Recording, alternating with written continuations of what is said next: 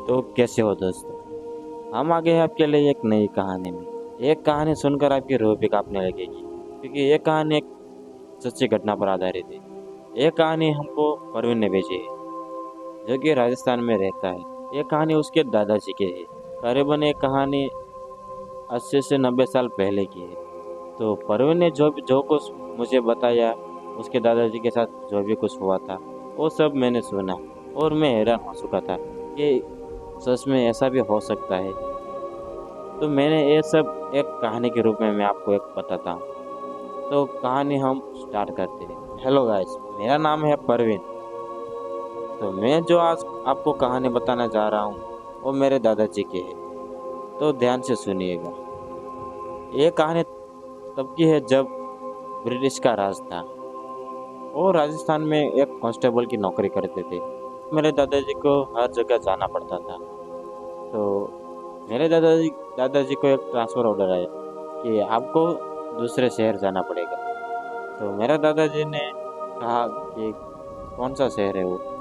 तो ब्रिटिश लोगों ने बताया था कि वो कोई शहर नहीं, वो एक स्टेट है। उस राज्य का नाम है मध्य प्रदेश। तो मेरे दादाजी चौंक गए कि अरे बाप रे, उधर जाना पड़ेगा।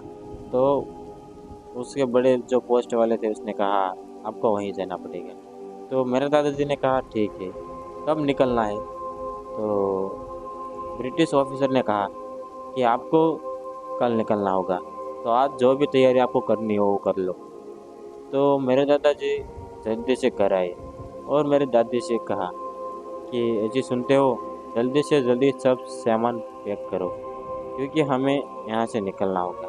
तो मेरे दादाजी ने कहा क्यों, क्या हुआ। तो मेरे दादाजी ने कहा कि मेरा ट्रांसफ़र हो गया है, अब हमें यूपी में जाना पड़ेगा। तो मेरे दादाजी कहते हैं क्या आप भी अभी अभी तो यहाँ आए थे, अभी तो 3-4 महीने हुए थे राजस्थान में आए, और फिर से दूसरा एक स्टेट में जाना पड़ेगा। तो मेरे दादाजी ने कहा क्या करें यार, ये सरकारी नौकरी है ना, इसलिए ये सब करना पड़ेगा। तो मेरे दादाजी ने मेरे दादी जी को मना लिया। और उस समय बहुत ज़्यादा बसें या ट्रेन बहुत कम चलती थी। तो उस समय एक बैलगाड़ी और एक टांगे वाला आया। तो टांगे वाला में मेरे दादाजी और मेरे दादी और मेरे पापा बैठ गए थे, और सब सामान उस बैलगाड़ी में रखवा दिया था। बहुत ज़्यादा सामान तो नहीं ले गए थे, थोड़ा सा जो काम लग सकता था वो लेकर आए थे। उन लोगों को वहाँ पहुँचने में करीबन 1 से 2 दिन लगे। तब इतना ज़्यादा सिटी भी नहीं था वहाँ, बहुत जंगल था और ऐसा ही था। यूपी के एक गांव आते हैं, उस गांव का नाम हम नहीं लें। तो मेरे दादाजी को एक रूम मिलता है जो कि जंगल के नज़दीक होता है, और वो अड़ोस पड़ोस में भी कोई नहीं रहता था। वो अकेला ही एक घर था जो जंगल के पास था। मेरे दादाजी ये घर देखकर बहुत डर गए कि अरे, ऐसे घर में हमें रहना पड़ेगा। तो मेरे दादाजी ने कहा इतना बड़ा घर है और फिर भी तुम्हें डर लग रहा है। तो मेरे दादी जी ने कहा कि इतना बड़ा घर है इसलिए मुझे डर लग रहा है। तो जो टांगे वाला और बैलगाड़ी वाला था उसने कहा कि साहब जी हम चलते हैं। तो मेरे दादाजी ने कहा नहीं भाई, तुम रुको, कल सुबह चले जाना। तो बैलगाड़ी वाले ने कहा कि नहीं भाई, हमें यहाँ अच्छा कुछ ठीक नहीं लग रहा है, इसलिए हम जा रहे हैं। तो मेरे दादाजी ने कहा ठीक है, आप जा सकते हो। तो वो सब चले गए। मेरे दादाजी और मेरी दादी दोनों सब सामान रखने लगे, और रखते रखते करीबन रात के 1 से 2 बज गए। मेरे पापा तो सो चुके थे। उसकी मेरे पापा की उम्र लगभग 8 से 9 साल होगी। तो वो रात तो निकल गई। मेरे दादाजी पुलिस चौकी गए और अपनी हाजिर देकर आए, और मेरी दादी घर पर अकेले थी। तो उनसे मिलने कोई औरत आई। उस औरत ने कहा अरे बहन जी, आप यहाँ नहीं आए हो क्या। तो मेरी दादाजी ने कहा कि हाँ, हम यहाँ नए हैं, आप कहाँ रहते हो। तो उस औरत ने कुछ जवाब नहीं दिया और कहा कि मैं यहीं रहती हूँ। तो मेरे दादाजी ने कहा कि ठीक है। तो आए, घर पर आए और मेरे दादाजी ने घर पर बुलाया और उसको चाय पानी के लिए पूछा, पर उसने कुछ चाय पानी नहीं दी और थोड़ी देर बैठकर वो चली गई। मेरे दादाजी को वो औरत अच्छी लगने लगी क्योंकि उसका स्वभाव बहुत अच्छा था। और मेरे दादाजी शाम को आए और मेरे दादाजी ने कहा कि अजी सुनते हो, यहाँ तो आप बताते कोई नहीं है, तो वो औरत कहाँ से आई थी? वो कहती है कि मैं इधर ही रहती हूँ। तो मेरे दादाजी ने कहा कि पता नहीं, शायद जंगल के उस पार गांव होगा। तो चलो अब मैं खाना लगा देती हूँ। और मेरे दादाजी और मेरे दादी और मेरे पापा तीनों खाना खाने के लिए बैठ गए। और ऐसे ही 2-3 दिन चले गए। कुछ उनके साथ का कुछ अजीब सा भी नहीं हो रहा था। पर एक रात ऐसी आई, मेरे दादाजी का अचानक से फोन आया कि मैं आज घर नहीं आऊँगा। मेरी दादी ने कहा कि क्यों, क्या हुआ? तो मेरे दादाजी ने कहा कि यहाँ थोड़ा सा कुछ काम है, इसलिए आज खाना यहीं खा लूँगा और यहीं सो जाऊँगा। आज तुम वहीं पर सो जाना और डरना मत। तो मेरे दादाजी ने कहा कि मैं अकेली यहाँ। मेरे दादाजी ने कहा कि तुम अकेले कहाँ हो, तुम्हारे साथ है ना रमेश? तो मेरे दादाजी ने कहा अभी तो वो छोटा बच्चा है। तो मेरे दादाजी ने मेरी दादी को मनाया और मेरी दादाजी ने कहा ठीक है, पर जल्दी सुबह आ जाना। तो मेरे दादाजी ने कहा ठीक है, मैं जल्दी से आ जाऊँगा। और मेरे दादाजी ने फ़ोन रख दिया और मेरी दादी और मेरे पापा दोनों सो रहे और घर का दरवाज़ा किसी ने खटखटाया। तो मेरी दादी ने दरवाज़ा खोला। मेरी दादी जी इतने थोड़ी सी बहादुर थी, तो उसको ऐसा डर नहीं लग रहा था कि कौन हो सकता है, क्या था वगैरह वगैरह, ऐसा कुछ नहीं था। उसने बस ऐसे ही सिंपल दरवाज़ा खोला, देखा कि कौन है। तो दरवाज़ा खोला तो जो पहले दिन जो औरत आई थी वो आई। तो मेरी दादी ने कहा कि अरे बहन आप? तो उस औरत ने कहा हाँ, मेरे पति आज घर नहीं आए हैं, तो मुझे घर पर अकेला डर लग रहा था, इसलिए मैंने सोचा कि आपके घर आ जाओ। तो मेरे दादी जी ने हंसकर कहा अरे मेरे पति भी आज घर नहीं है, मैं भी अकेली हूँ।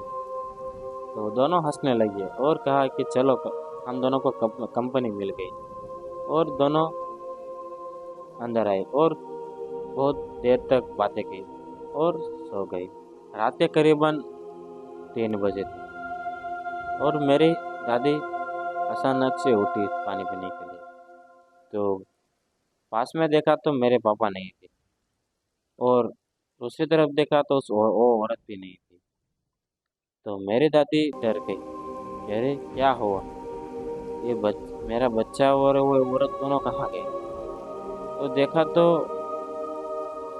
उस औरत मेरे पापा के साथ कुछ कर रही थी। एक सर्कल बना हुआ था और वो मेरे पापा उस सर्कल में बैठे थे और वो औरत एकदम बदल गई थी।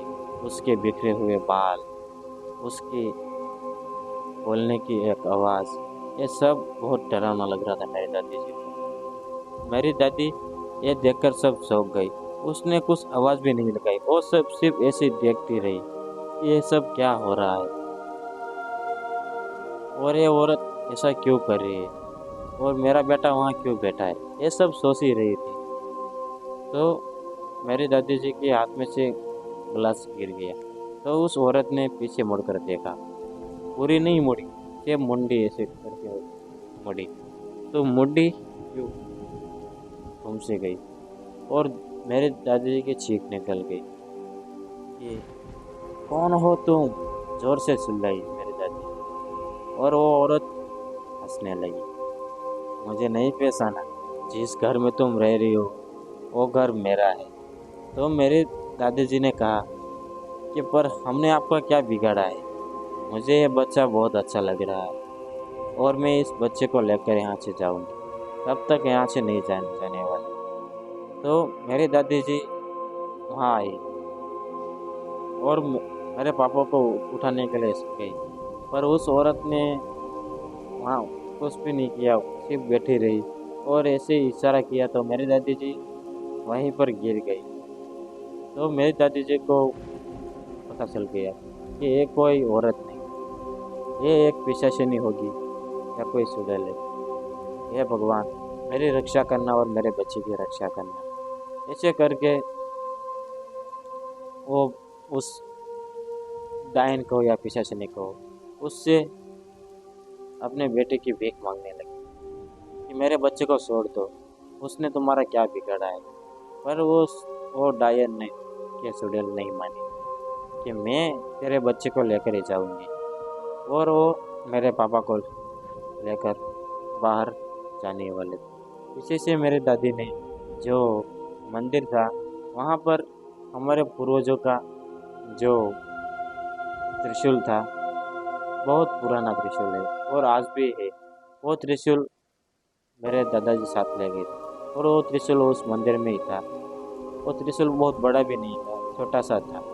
पर वो त्रिशूल लेकर उस डायन के पास आई और कहा, खबरदार, जो मेरे बेटे को ले जाना है तो तुम्हें मुझे मारकर ले जाना पड़ेगा, तब तक मेरे बेटे को मैं नहीं ले जाना।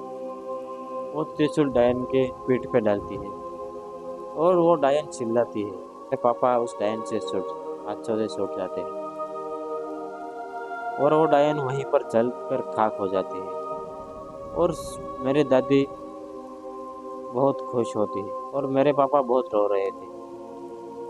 और सुबह के 5 बज गए थे और मेरे दादाजी जल्दी से घर आए।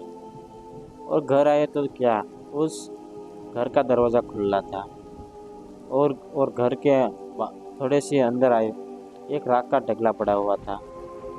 और अंदर देखा तो मेरी दादी मेरे पापा को बाहों में लेके सो रही थी। ये सब देखकर मेरे दादाजी हैरान हो गए कि क्या हुआ था और क्या है।